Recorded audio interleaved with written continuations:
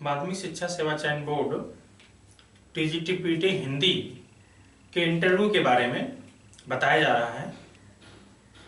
और कुछ पूर्व वीडियो में आपने इंटरव्यू के बारे में सुना। आगे अगर एक्सपर्ट द्वारा ऐसे प्रश्न पूछ लिए जाएं, ध्यान देना है। इंटरव्यू का मतलब ये नहीं है कि आप अयोग्य हैं। अच्छे शिक्षकों का चयन करना चाहता है बोर्ड, इसलिए हम लोग के साक्षात्कार लिए जाते हैं। और साक्षात्कार में कभी आप लोग को घबराना नहीं चाहिए, क्योंकि आपका जो एक्सपीरियंस अनुभव है उसी को जानना चाहते हैं कि एक अच्छे शिक्षक हैं कि नहीं, एक अच्छे शिक्षक के गुण, या आप अच्छी तरह से किसी बात को समझा सकते हैं कि नहीं। और कोई ये रिटर्न परीक्षा अगर आप पास किए हैं, उसके बाद अगर आपका साक्षात्कार है तो उसको रिटर्न परीक्षा के उद्देश्य से मत देखिए। वो अपने अनुभव के बारे में थोड़ा अभ्यास करेंगे।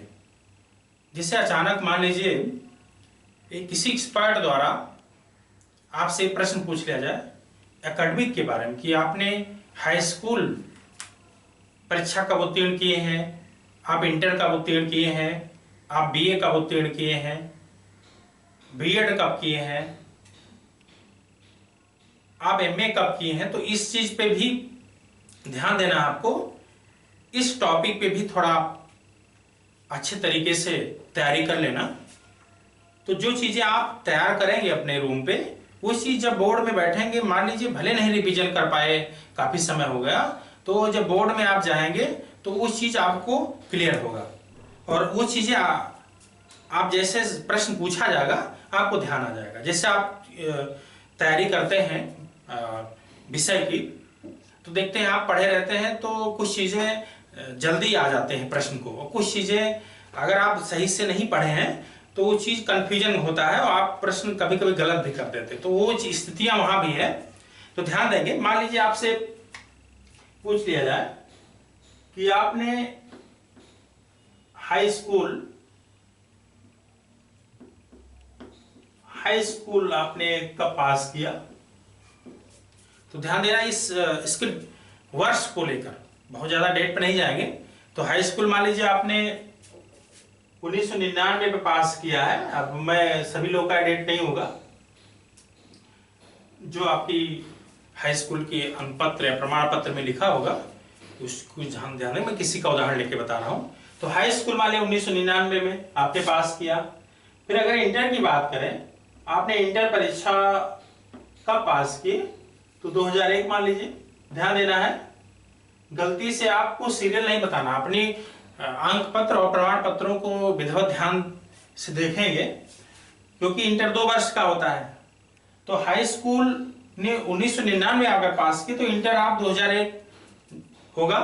या मान लीजिए आप 2000 में परीक्षा पास की हाई स्कूल, तो आपका इंटर क्या होगा, 2002। इस तरह मान लीजिए आपका बीए है,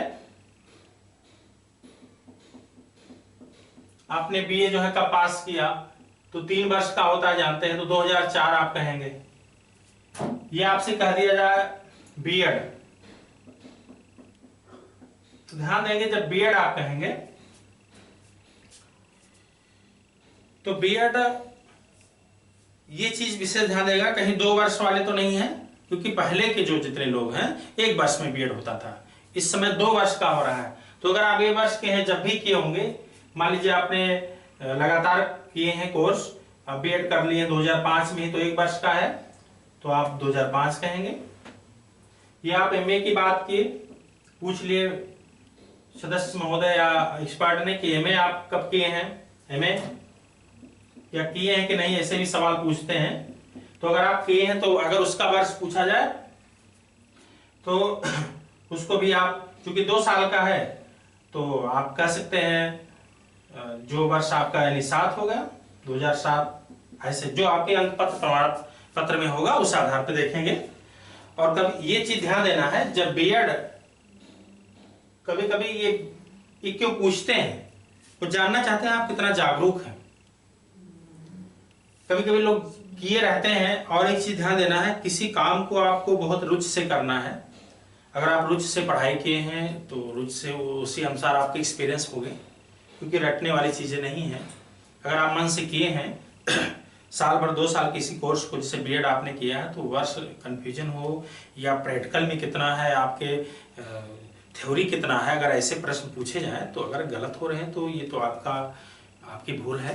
ऐसे प्रश्न गलत नहीं होने चाहिए, क्योंकि चयन बोर्ड में प्रवक्ता में 2013 के विज्ञापन में कुछ लोगों से पूछा गया था इस क्वेश्चन के बारे में कि आप बीएड कब किए।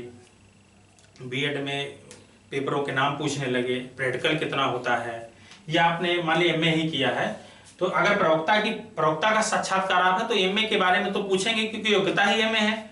तो आपसे ये पूछ लिए कि आपने एमए कब किया, तो उसका वर्ष क्लियर होना चाहिए।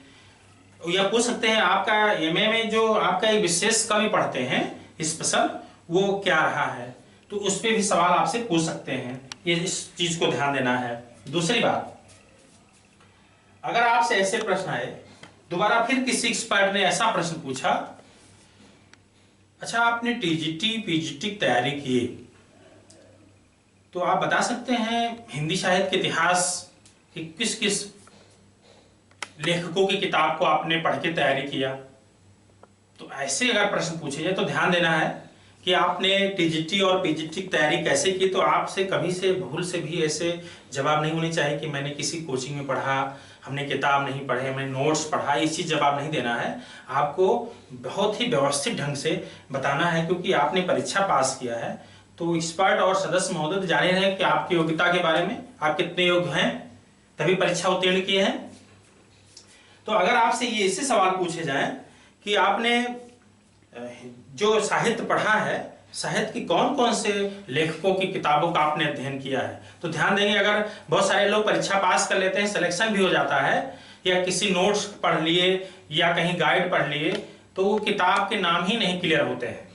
बहुत सारे लोग बिना किताब पढ़ के ही सिलेक्शन पा जाते हैं, क्योंकि आपने कोई मैटर व्यवस्थित है उसी पढ़ लिया, आपका सिलेक्शन हुआ, दूसरी बात हो गई। लेकिन अगर बोर्ड में आपसे ऐसे सवाल पूछे जाए कि आपने जो इतिहास, हिंदी साहित्य के इतिहास पढ़े होंगे, तो हिंदी साहित्य के इतिहास जब आपने पढ़ा तो कौन से लेखकों की किताबों को आपने अध्ययन किया, तो ध्यान देना है। तो बहुत ही व्यवस्थित, तो आपको कहना है कि सर हमने हिंदी साहित्य का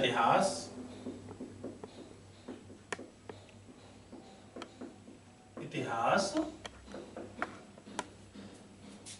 आचार्य रामचंद्र शुक्ल को पढ़ा है। आचार्य रामचंद्र शुक्ल,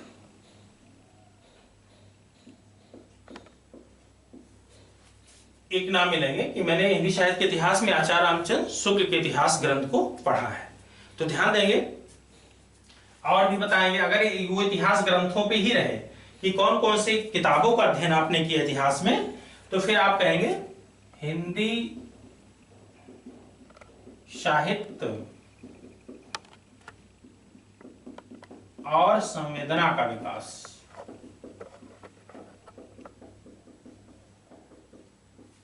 ये डॉक्टर राम स्वरूप चतुर्वेदी की पुस्तक है, इतिहास ग्रंथ है, डॉक्टर राम स्वरूप चतुर्वेदी।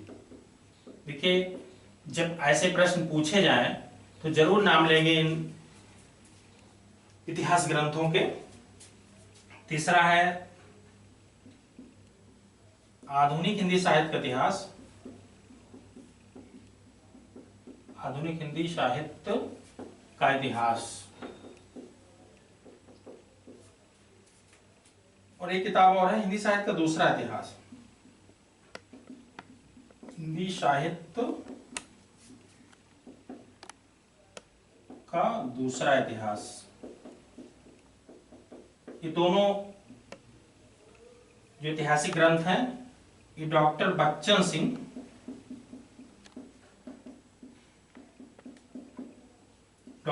सिंह के दोनों इतिहास ग्रंथ हैं।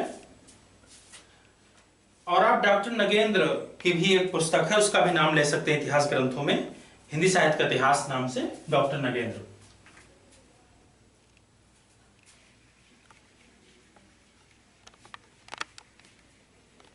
पांचवा पार्ट है पांचवी पुस्तक का नाम है हिंदी साहित्य का इतिहास,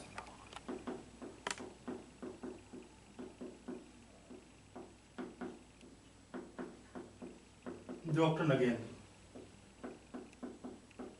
ये भी नाम ले सकते हैं आप, ध्यान देंगे। क्योंकि आप अगर प्रवक्ता का साक्षात्कार आपका है तो ध्यान देंगे ये सब, चाहे आप किसी का नोट्स पढ़े होंगे, चाहे इलाहाबाद के किसी संस्थान में आप पढ़े होंगे, तो कोई भी शिक्षक अगर पढ़ाया होगा तो इन किताबों को अध्ययन करके ही आपको बताया है। ऐसा नहीं कि नोट्स उनका पर्सनल है, व्यक्तिगत है। तो आप जो है इन इतिहास ग्रंथों के नाम लेंगे। मैंने हिंदी साहित्य का इतिहास आचार्य रामचंद्र शुक्ल को पढ़ा, हिंदी साहित्य और संवेदना का विकास डॉक्टर रामस्वरूप चतुर्वेदी को पढ़े, और हमने आधुनिक हिंदी साहित्य का इतिहास पढ़ा डॉक्टर बच्चन सिंह। हिंदी साहित्य का दूसरा इतिहास मैंने पढ़ा डॉक्टर बच्चन सिंह के। डॉक्टर नगेंद्र के भी मैंने हिंदी साहित्य का इतिहास पढ़ा। तो ध्यान देंगे आप से इस तरह के भी एक्सपर्ट तुलनात्मक ढंग से इन किताबों के बारे में पूछ सकते। अच्छा, आपने शुक्ल पढ़ा, आपने बच्चन पढ़ा, आपने डॉक्टर रामस्वरूप चतुर्वेदी की पुस्तकों को पढ़ा, इतिहास ग्रंथों को, तो क्या आप में दो तीन सब में अंतर बता सकते हैं? क्या विशेषता रही? शुक्ल पढ़े तो उसमें आपको क्या आपको अंतर दिखा? आप डॉक्टर बच्चन सिंह के पुस्तक को पढ़ा, इसमें क्या आपको कुछ लगा? तो ये चीज ध्यान देना है। जब भी शुक्ल पढ़िएगा तो ज्यादा नहीं, ये सब व्यवहारिक प्रश्न है। ऐसा नहीं आप किताब पढ़ेंगे पा जाएंगे। अगर तुलना किया जाएगा कि बच्चन, शुक्ल और नगेंद्र और रामस्वरूप चतुर्वेदी में क्या विशेषताएं हैं इन पुस्तकों के, तो जो आप पढ़े रहिएगा। जैसे शुक्ल के काल विभाजन पे कभी कभी इससे जब बताएंगे काल विभाजन पूछने लगते हैं शुक्ल का, वो क्लियर होना चाहिए। आचार्य शुक्ल की अगर आप किताब पढ़ें तो उन्होंने उत्थान की चर्चा किया है, प्रथम उत्थान, द्वितीय उत्थान, तृतीय उत्थान। तो प्रथम उत्थान किस युग को कहे, द्वितीय उत्थान किस युग को कहे, तृतीय उत्थान किस युग को कहे, ये सब अगर इस पे आपको टॉपिक तैयार करना है, पीजीटी का भी है। देखिए, चाहे आप पीजीटी की तैयारी किए हो या पीजीटी आपका साक्षात्कार लगा है, तो ऐसा नहीं है, वो लोग भी बहुत ज्यादा अंतर नहीं करते हैं इंटरव्यू में, थोड़ा बहुत अंतर रहेगा आपको। जैसे आप परीक्षा पेपर देते हैं अंतर दिखेगा, वैसे आपको पूछने के तरीके में भी कुछ अंतर रहेगा। तो ध्यान देंगे, उन किताबों की थोड़ा एक दो बार पढ़ लीजिएगा आप लोग, और जो विशेषता आपको कुछ विशेष लगे उस चीज को आप वहां उत्तर देने का प्रयास करेंगे। बनावटी नहीं होना चाहिए, आपके अपने ज्ञान के बल पे वहां प्रकट करेंगे उस प्रश्नों को जो है। ध्यान देंगे, अगर आपसे कभी कभी ऐसे भी प्रश्न लोग पूछ लेते हैं कि आपने जो टीजीटी पीजीटी का आपने तैयारी किया, कहाँ से आपने तैयारी किया, या कितने घंटे पढ़ते थे, तो ये सब चीज़ें आपके प्रेजेंट ऑफ माइंड पे डिपेंड करेंगे। आपको जो उस समय ध्यान आएगा वो चीज़ कहिएगा, लेकिन ये मत कहिएगा कि हम 18 घंटा पढ़ते हैं, 20 घंटा पढ़ते हैं। जो आपको प्रेजेंट ऑफ माइंड है, ये कोई इसका सिलेबस नहीं है, आप अपने स्तर से उसको जवाब देंगे। लेकिन ये अगर आप इन पुस्तकों के नाम ले लेंगे तो एक्सपर्ट या सदस्य में उस बोर्ड में जो रहते हैं, ये वो जरूर आपके इस योग्यता का तो आकलन कर ही लेंगे। अगर कोई कैंडिडेट किताबों के नाम बता रहा है तो छोटी बात नहीं है, और सब प्रमाणित किताबों के। ये इसलिए पूछे जाते हैं, कभी कभी लोग नहीं बता पाते हैं। जैसे बहुत सारे लोग एमए कर लेते हैं, अगर उनसे पूछा जाए आपने कौन से इतिहास ग्रंथों को पढ़ा, वो नाम ही नहीं बता पाते हैं। वो सीरीज उनके पास, सीरीज पढ़ के पास होते हैं, सीरीज के बारे में बता देते हैं। तो यहाँ भी देखिए, परीक्षा आपने किसी तरह से उत्तीर्ण कर लिया तो आपसे प्रश्न पूछा जाए, आप सीरीज का नाम नहीं लेंगे। आप ये नहीं कहेंगे हमने सिर्फ जो है एक सीरीज पढ़ के पास किया, हमने उनका नोट्स फोटोकॉपी करा के पास किया। आप उनके प्रश्नों के जवाब ये हैं, ये पुस्तकों के नाम बताएंगे। इससे थोड़ा आपका आत्मविश्वास आएगा, और ये भी क्वेश्चन है। और अगर बहुत ज्यादा आपको उलझा रहे हैं किसी बात को लेकर के, आप कैसे पढ़ते थे, कैसे आपने तैयारी किया, तो ध्यान देंगे अगर ऐसे जवाब आप दे रहे हैं उससे आपका नंबर नहीं कटना है। नंबर तो तब कटते हैं, मान लीजिए आपसे पूछा जाए, चलिए ये बताइए आचार्य रामचंद्र शुक्ल ने अपना इतिहास ग्रंथ कब लिखा, इसका वर्ष क्या है। या हिंदी साहित्य संवेदना का विकास जो इतिहास ग्रंथ है रामस्वरूप चतुर्वेदी ने कब लिखा। यहाँ अगर ऐसे डेट आप मिस कर रहे हैं तब प्रश्न गलत हो सकते हैं। या आधुनिक हिंदी साहित्य का इतिहास, हिंदी साहित्य का दूसरा इतिहास डॉक्टर बच्चन सिंह का कब का लिखा हुआ है। इस तरह के प्रश्न अगर आप गलत करते हैं, या शुक्ल के बारे में या किसी इतिहास ग्रंथ का नाम लिखिए तो उसका लेखक का नाम नहीं ध्यान आ रहा है, यहां पे वो चीज नंबर कटने के चांस होते हैं। तो मैंने आज साक्षात्कार के बारे में ये बताया कि एकेडमिक के बारे में अगर पूछे जाए उस पर भी आप तैयारी रखेंगे। अगर आपके किसी तैयारी के विषय पे आ जाए कि आपने टीजीटी पीटी के पार्ट है हिंदी साहित्य का इतिहास, इसकी कौन कौन से किताबों का आपने अध्ययन किया, या आपसे और भी एक्सपर्ट पूछे, अच्छा ठीक है आप ये बताएंगे उसमें व्याकरण के भी प्रश्न आते हैं टीजीटी पीजीटी में, तो आपने टीजीटी परीक्षा पास किए तो व्याकरण पे कौन कौन से आपने किताबों का अध्ययन किया, तो ध्यान देंगे यहाँ पे भी किसी नोट्स का नाम नहीं लेंगे। यहाँ पे आप पहले नाम लेना चाहेंगे आधुनिक हिंदी व्याकरण डॉक्टर वासुदेवन प्रसाद, आधुनिक हिंदी व्याकरण और रचना। और जब भी व्याकरण की पुस्तकों का नाम लेना होगा तो ये मत कहिएगा कि डॉक्टर वासुदेवन का पढ़े, हम हरदेव बाहरी को पढ़े, हम पृथ्वीनाथ पांडे को पढ़े, ऐसा नहीं कहेंगे कि हम कामता प्रसाद गुरु को पढ़े। तो अगर व्याकरण के किताबों के बारे में पूछ रहे हैं तो आपने कहे सर मैंने, अगर हाँ ज्यादा नहीं, क्योंकि ये भी डर है आपसे पूछे उस प्रश्न भी बनाने लगे, तो आप जब वासुदेवन के न कहिएगा, कहिएगा आधुनिक हिंदी व्याकरण रचना डॉक्टर वासुदेवन प्रसाद की मैंने व्याकरण पे किताब पढ़ी। या हिंदी व्याकरण नाम से डॉक्टर कामता प्रसाद गुरु को मैंने पढ़ा, डॉक्टर हरदेव बाहरी को पढ़े, तो आप ज्यादा आधुनिक हिंदी व्याकरण रचना डॉक्टर वासुदेवन प्रसाद के बारे में बताएंगे जो है। फिर आपसे अब जैसे जैसे आपसे पूछते हैं ऐसे क्वेश्चन, मान लीजिए पूछने लगे अच्छा व्याकरण में आपने इस क्या पढ़ के आए हैं इस समय वर्तमान में, तो कभी कभी तो आप यहाँ वो चीज पे किसी टॉपिक को ना दे करके अगर बहुत जोर दिया जा रहा है बोर्ड द्वारा किसी एक्सपर्ट द्वारा, नहीं तो आप कहेंगे सर मैं पूरा सामान्य हिंदी यानी हिंदी व्याकरण पढ़ के आए हैं, तब भी कहें फिर भी क्या कहें सर पूरा पढ़ के आए, पूरे पाठ्यक्रम को मैंने पढ़ा है। तो फिर वो जब ऐसा आप बताएंगे तो बहुत सरल क्वेश्चन पूछने का प्रयास करेंगे वो बहुत, क्योंकि थोड़ा सा जानने वर्णमाला पे पूछ सकते हैं, समास पे पूछ सकते हैं, संज्ञा सर्वनाम विशेषण क्रिया अव्यय पे भी चर्चा कर सकते हैं कि बताइए संज्ञा क्या है, सर्वनाम क्या है, विशेषण क्या है, अव्यय क्या है, क्रिया क्या है, या उपसर्ग प्रत्यय क्या है, या आपसे तत्सम तद्भव के बारे में भी चर्चा कर सकते हैं।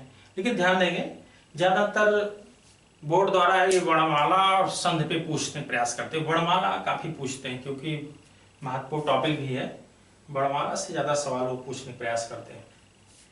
इसी तरह अगर काव्य शास्त्र पे पूछे अच्छा काव्य शास्त्र के कौन से आपने किताबों का अध्ययन किया है, तो वहां भी आप कहेंगे कि आप लेखक का भी नाम ले सकते हैं कि डॉक्टर योगेंद्र प्रताप सिंह को किताब मैंने पढ़ा, या डॉक्टर भगीरथ मिश्र, डॉक्टर योगेंद्र प्रताप सिंह की काव्य शास्त्र की किताबों को मैंने अध्ययन किया।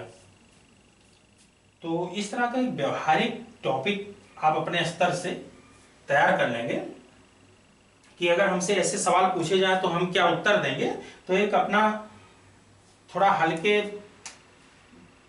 टॉपिकों से थोड़ा थोड़ा करके ऐसे आप नाम उसके अपना एक ग्राफ बना लीजिएगा, उसी के अनुसार आप जवाब दीजिएगा, और बहुत रटके जाएंगे तो वहां उत्तर नहीं दे पाएंगे। हाँ एक चीज और ध्यान देना, जिनका पीजीटी में साक्षात्कार लगा है वो ज्यादा नहीं, कम से कम रूप थोड़ा पढ़ लेंगे जो पीजीटी जिनका है, जैसे अस्मत् का रूप हुआ, युष्मत् का रूप हुआ, राम का रूप हुआ, या आप चूंकि सब गुरुजी ही बनने जा रहे हैं, गुरु का रूप आप विशेष ध्यान देंगे, या पिता का रूप। तो 8-10 रूप, क्योंकि आपने परीक्षा उत्तीर्ण किया तो रूप तो पढ़े ही होंगे, और आप गुरु का रूप अस्मद युष्मद थोड़ा पढ़ के जाएंगे, और राम और एक माहेश्वर सूत्र है, वो उस सूत्र को भी आप तैयार करेंगे, क्योंकि पूर्व किसी टीजीटी के इंटरव्यू में किसी से पूछा जा चुका है माहेश्वर सूत्र के बारे में।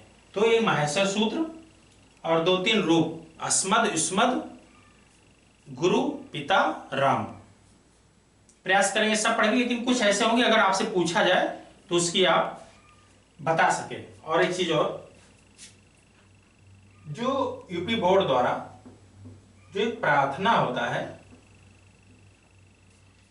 यूपी बोर्ड में, उस प्रार्थना की भी आप तैयारी करेंगे। कभी कभी प्रार्थना भी पूछ सकते हैं कि, और राष्ट्रगान, राष्ट्रगान, तो 2 चीजों पे विशेष ध्यान देंगे कि राष्ट्रगान की भी आप तैयारी रखेंगे, प्रार्थना भी, क्योंकि पिछले 2013 के विज्ञापन में सदस्यों द्वारा कुछ ऐसे बोर्ड थे एक सदस्य का कि वो राष्ट्रगान पूछा करते थे। तो राष्ट्रगान कोई बैठ के, जैसे कुर्सी पे आप बैठे रहेंगे सामने, तो कुछ बैठ के ही सुनाने लगते थे, तो लोग थोड़ा हंसते थे और वो गलत मानते थे, लेकिन तो उसे सुनते भी थे। और कुछ लोग क्या थे, जो है राष्ट्रगान को खड़े होते थे, जैसे वो खड़े होते थे तैसे उनको बैठने को कह दिया जाता था। लेकिन मान लीजिए आपसे राष्ट्रगान पूरा सुन ही लिया गया, क्या करेंगे? तो इसको तैयार होना चाहिए। प्रार्थना भी, जो आपके प्रार्थना कराया जाता है, इस प्रार्थना की भी आप तैयारी रखेंगे। और हर हाई स्कूल, इंटर के किताबों में और निचली कक्षाओं में ज्यादा पीछे प्रार्थना रहता है और राष्ट्रगान, इस चीज को ध्यान देंगे। तो मैंने आज क्या बताया, रूप के बारे में, माहेश्वर सूत्र के बारे में, प्रार्थना और राष्ट्रगान। माहेश्वर सूत्र कहाँ पाएंगे आप? इंटर के भी संस्कृत व्याकरण पा सकते हैं, जो यूपी बोर्ड में चलता है। और प्रार्थना निचली कक्षाओं में, कक्षा 6-7 में भी आपको मिल सकते हैं। ये रूप भी आप जान ही रहे हैं, आप पाठ्यक्रम पढ़े हैं, इस पे तैयारी करेंगे। और 2 चीजें और ध्यान देंगे।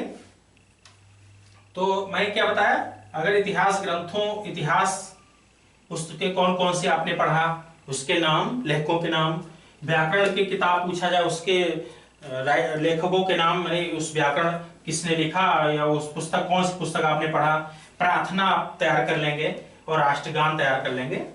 और जब भी राष्ट्रगान बोर्ड द्वारा आपसे कहा जाए, कभी प्रश्न पूछा जाए कि राष्ट्रगान सुनाएंगे आप, तो हमेशा खड़े होकर राष्ट्रगान सुनाने का प्रयास करेंगे। और प्रार्थना भी जब कहेंगे तो अभी हाथ जोड़ करके ही आप प्रार्थना इस तरह पूरा प्रार्थना को पढ़ेंगे।